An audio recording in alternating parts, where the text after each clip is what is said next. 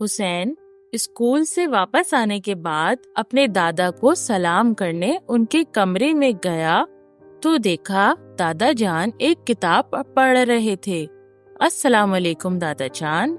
وعلیکم السلام میری جان، کیسا رہا میرے بیٹے کا اسکول آج؟ بہت اچھا رہا دادا جان۔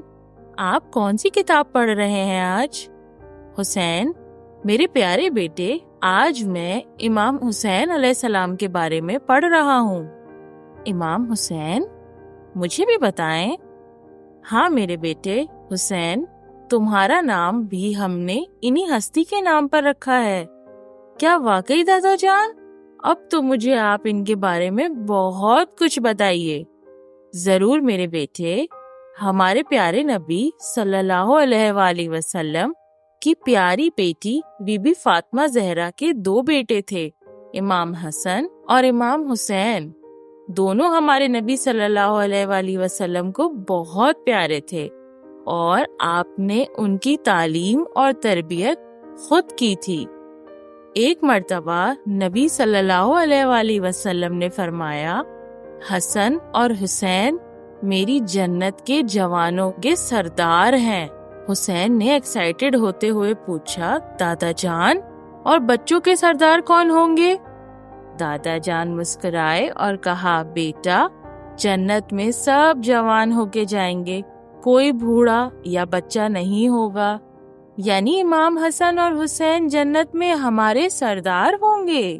دادا جان نے کہا، میرے بیٹے امام حسین علیہ السلام نے ہمیشہ اپنے نانا کے دین کی حفاظت کی اور حق اور انصاف کا ساتھ دیا۔ جب یزید، جو ایک ظالم اور ناانصافی کرنے والا مسلمان حکمران تھا، مسلمانوں کی حکومت پر آیا تو امام حسین نے اس کی بیعت کو قبول کرنے سے انکار کر دیا۔ امام حسین نے فرمایا کہ میرے جیسا یزید جیسے کی بیعت نہیں کر سکتا۔ دادا جان، یہ بیعت کیا ہوتی ہے؟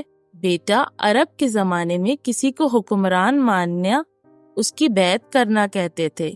پھر امام حسین اپنے گھر والوں کو لے کے مدینہ سے مکہ چلے گئے اور وہاں لوگوں کی تبلیغ کرنے لگے کہ وہ یزید کے خلاف ان کے ساتھ آواز اٹھائیں، مگر لوگ یزید سے ڈرتے تھے کہ یزید کے لوگ ان کو جان سے مار دیں گے۔ پھر کیا ہوا دادا جان؟ پھر میرے بیٹے امام حسین کو ایک شہر کوفہ کے لوگوں نے بہت سارے خط لکھے کہ وہ امام کے ساتھ ہیں اور وہ یزید کو امام کے ساتھ مل کر روکیں گے۔ تو امام حسین مکہ سے نکل کے کوفہ کی طرف روانہ ہو گئے۔ یہ خبر یزید تک بھی پہنچ گئی تو اس نے اپنی فوج کو کوفہ اور امام کو روکنے کے لیے بھیجا۔ اس بات سے کوفہ والے ڈر گئے اور پیچھے ہٹ گئے۔ امام حسین کے چچا زاد بھائی حضرت مسلم کوفہ میں موجود تھے، جن کو یزید کے لوگوں نے شہید کر دیا۔ جب یہ خبر امام تک پہنچی تو وہ بہت غمزدہ ہوئے اور اپنے گھر والوں اور اپنے اصحاب کو لے کر کربلا کی طرف روانہ ہو گئے۔ وہاں یزید کی فوج نے ان کا راستہ روکا اور ان کے گھر والوں پر پانی بند کر دیا۔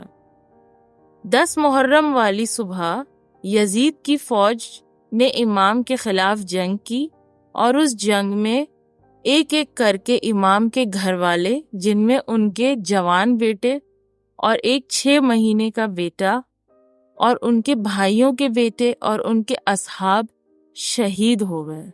اس کے بعد امام حسین کے گھر کی خواتین کو قیدی بنا کر یزید کی فوج شام لے گئی۔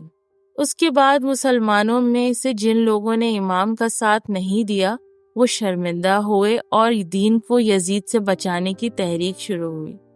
امام حسین اور ان کے اصحاب کے اس بیش بہا قربانی کی وجہ سے آج دین اسلام زندہ ہے۔ ہمارے نبی صلی اللہ علیہ وآلہ وسلم نے فرمایا ہے، حسین مجھ سے ہے اور میں حسین سے ہوں۔ اللہ اس سے محبت کرتا ہے جو حسین سے محبت کرتا ہے۔ دادا جان، میں بھی امام حسین کی طرح ایسے ہی بہادر اور دین کے راستے پر چلنے والا بننا چاہتا ہوں۔ میرے بیٹے، یہی تو ہم سب کی دعا ہے کہ ہم سب مسلمان امام حسین کے راستے پر چلیں